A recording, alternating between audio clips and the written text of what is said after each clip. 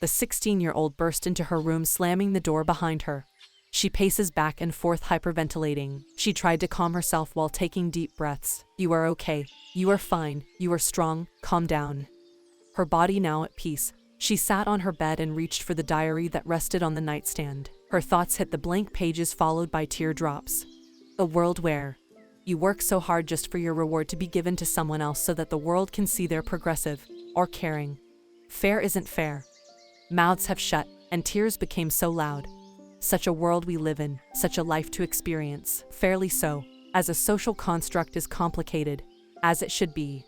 A world where I was taken advantage of, but I can't speak my reality because there's someone out there who used my truth as an excuse to gain revenge or currency. Such a world we live in. Such a world I live in. Such is life we experience. Fair isn't fair. A world where currency is the goal. A world where you see your loved ones go down a path of chasing and not living. A world where they're gone before they can start living. Such is life in a world where God has the face of a man who got his power through democracy.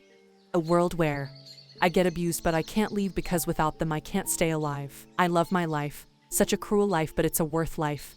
To me it is. To me it is. Such a life I call my own when in reality it belongs to another. A world where I have to belong. If I don't, society will leave me behind. A world where I have to bend to fit in or remain broken and forever alone. The dark is no one's friend and the light is so hard to understand. Such is reality I'm immersed into. What a reality I'm immersed into. Such is life. A world where any legal activity that offers the paper with a dead president on it is fair game. Morals not in question anymore. A world where we are imprisoned by freedom. We fought so hard for it just to jail ourselves after we acquire it. Such a world we are in. A world where history is decided and written by those in power. A world where history can be written by anybody. Bad is good and good is bad. A world where morals are subjective depending on where you are, the time, era, and the social construct that falls upon you. A world where struggling is advised. As the popular saying goes, nothing easy is worth having. A conundrum I'm yet to fully grasp. Life is hard. It should be hard because what is a game that isn't challenging? What is life? A series of games that you get to partake in. You win some and you lose some. Such is life. A world where adulthood of children is highly dependent on how and where they're raised. Parents get blamed for spoiled offspring. Social environments out of the household should take half of the blame. I think the things I did that my parents never knew I did are quite alarming, and to blame the probable consequences that might have came from such things to my parents won't be fair to them.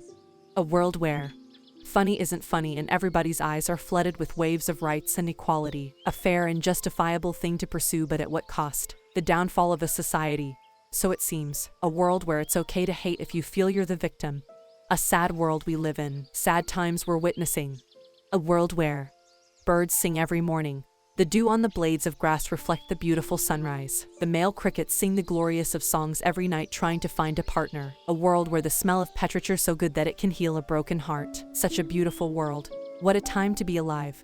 The best time to be alive in whole of human history, and I'm grateful for that. Despite of all the struggles and hardships that befall us, I'm grateful I got to experience the best the world has ever had to offer to Homo sapiens.